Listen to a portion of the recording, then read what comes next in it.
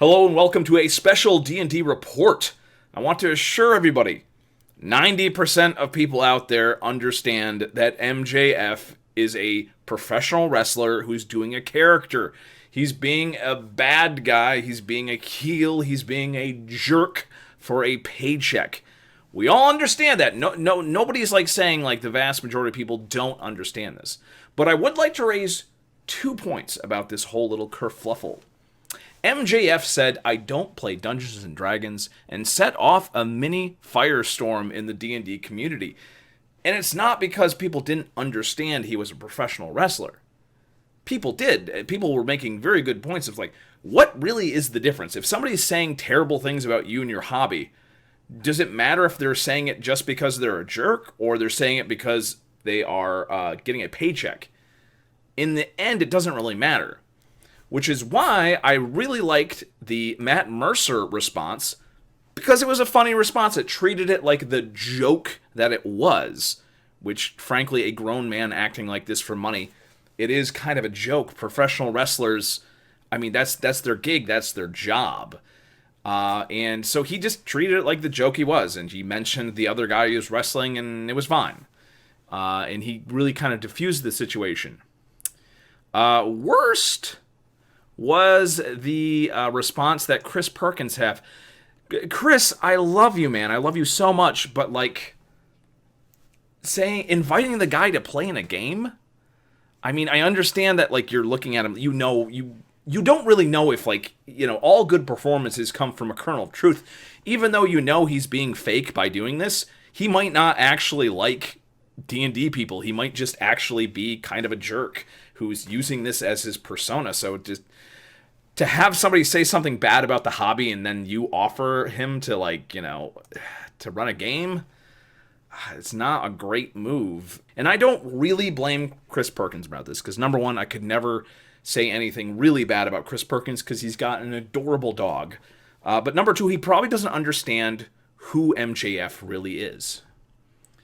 And MJF is a guy. He's a very young guy. He's only 23 years old, and he is trying to be a real old school wrestling bad guy. And he's got people like Jim Cornette cheering him on and explaining, oh, he's the best in the business right now. Jim Cornette is a guy who is an old professional wrestling manager. Look up his Wikipedia. I don't think he's a bad person, but he is definitely a person from a very different world and a very different time than we live in right now. Even though he's not an old man, I think he's still in his 50s. But he just, the guy is encouraging this kind of stuff from younger people like MJF.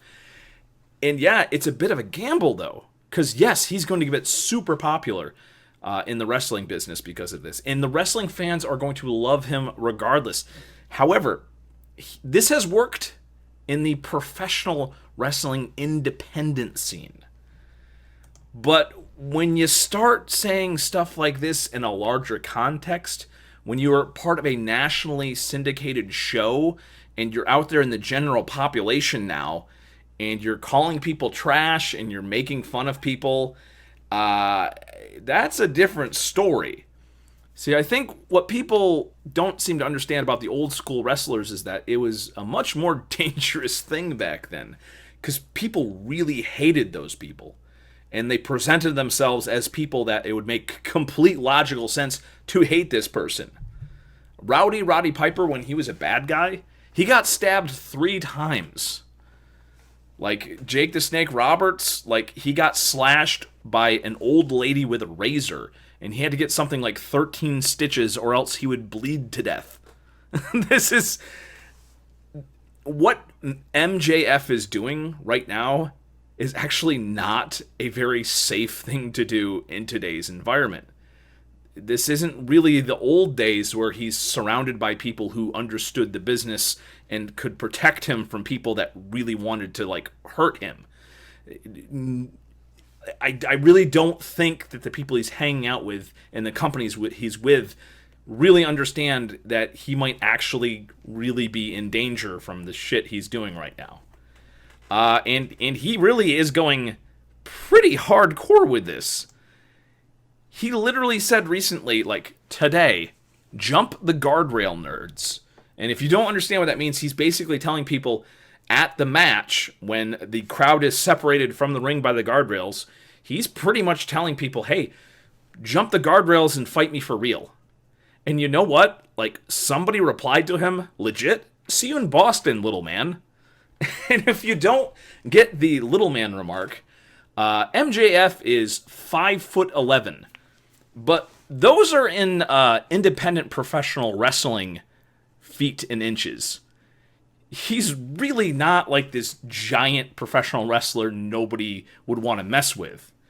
He keeps on putting on this persona and specifically saying, no, I'm not making this up. This is not a character. This is who I really am, and really fight me in the ring, and jump the guardrail, and all this stuff, and he's really gambling with his life at a certain point. Once again, I want to stress, this worked 100% when he was in the independents, where pretty much the entire crowd understood the professional wrestling business. But he's going to be out there in the big wild world now, in the same world that, like, other guys, when they did this in the past, would get attacked by fans. They would have people come with weapons. They would have people come to the ring and, like, point guns at people and stuff. And, like, Jim Cornette and all the old school guys are cheering him on, but as a 23-year-old, I don't know if he really understands, like, where this is going to lead. It could lead him to be making millions of dollars. Now, that millions of dollars he would be making is not going to go to him. It's going to go to the company that he's working for. MJF is doing all this stuff. He's pretty much publicly saying he's a complete unlikable jerk for like a decent salary, but all the money he's going to make is going to go to the company. It's not going to go to him. So he's basically rolling the dice that he can actually get like a big career out of this. And unfortunately, what's probably going to happen is that he's going to be king of the mid-cards. He's going to be what the wrestling parlance would refer to as a good hand. He's going to be the guy who is going to support the guy who's going to be making millions of dollars. He clearly thinks there's a chance that he could be that guy to make the big money. And he could be that guy to find huge success. But man, I don't know. I am 6 foot tall. I do currently weigh 265 pounds. I'm still working to get back into shape. And I can easily deadlift over 400 pounds with no issues. I would not go publicly and start calling out the D&D community. Because I know the D&D community, and while it's amazing nowadays, it's all flowers and sunshine, there's still some holdovers from the day when the D&D community was really pushed to the outskirts of society. And some of the folks that hang out at the outskirts of society adopted D&D as their own. And there's some pretty creepy people out there that I wouldn't want to piss off. So what I want to just start just shitting on D&D as a hobby and specifically start challenging people to fights. No, I would not do that. I would not, the vast majority of the people in the hobby now are great, and you even have people like Chris Perkins offering to run him a game and stuff. And you have a lot of people having, really nice responses to this, like Matt Mercer, so... I'm hoping this will blow over, but I don't think I honestly don't think anybody from the D&D community is going to beat up MJF. But I do think there's a very good chance that MJF is going to get he is going to get beat up if he continues this.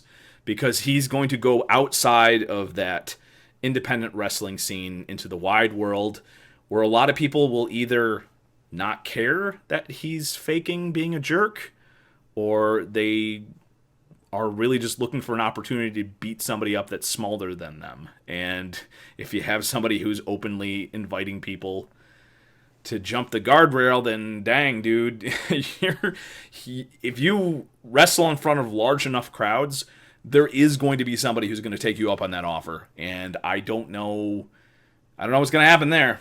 But as far as D&D, I think we should all take Matt Mercer's example to heart and just kind of mock this little thing and say, you know what, MJF, you don't play Dungeons and Dragons. Cool, man. We don't have to bother with you then, man. Best of luck.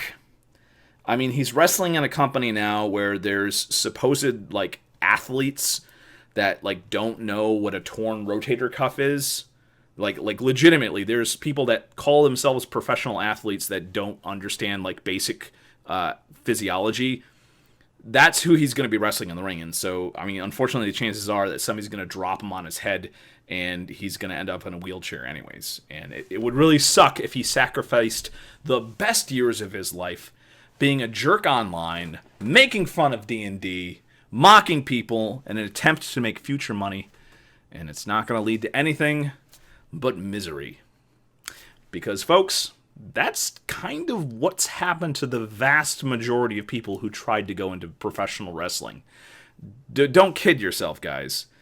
It's not a very kind industry. So, best of luck to Brandon Cutler in his upcoming match. I hope you pull off an upset. And you know what? If people keep on saying disparaging things about the D&D hobby, I got a feeling that a real hero will always step up to defend us. My life is like my vids, low budget and underrated. Kids, the only way to succeed is to chip away at the soul and hope that by the time you get there you ain't singing. I live in a constant state of fear and misery. Do you miss me anymore? And I don't even notice when it hurts anymore, anymore, anymore, anymore. Don't take the lyrics too seriously. I don't really give a shit.